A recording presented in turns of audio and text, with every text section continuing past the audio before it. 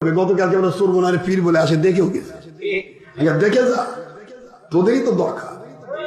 আমি থাকলে একটু বলতাম, ভাই কবে নবী হয়েছিলেন আমাকে একটু দেখান না, নবুয়তের দায়িত্বটা। আমি তো ছিলাম না, বেলজ্জা বেহায়া।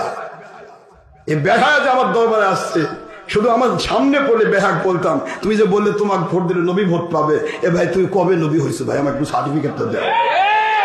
এই বেহায়া যাই কেমনে, লজ্জা নেই তো, নির্লজ্জ বেহা। জুতার মালা পরে দিয়েছে, ভাই আমি তো অপমান হইনি, কি দিয়ে অপমান করবেন? কোন বেহায়া এসে ঘুরে গেছে, দেখে যাচ্ছে আশরাফ সিদ্দিকী সারা জগতে আমার সব জায়গায় কাঁটা বিছাইছে, কে বলে দেখি সারা বাংলাদেশ। আমি তো তোমাদের দরবারে জীবনে ওইদিকে মুখ করে পেশাবো করবো না, কারণ যেটা জালেম সেটার দিকে তো আমি তাকাবোই না। আল্লাহু লা ইয়াহদিল কওমাজ জালিমিন, আল্লাহ বলেছে জালিমদেরকে আমি হেদায়েত করি না। জালেম তো নিজে হেদায়েত পাবে না, ওর দিকে যাও মানে আমারও হেদায়েত আল্লাহ কারি নেবে।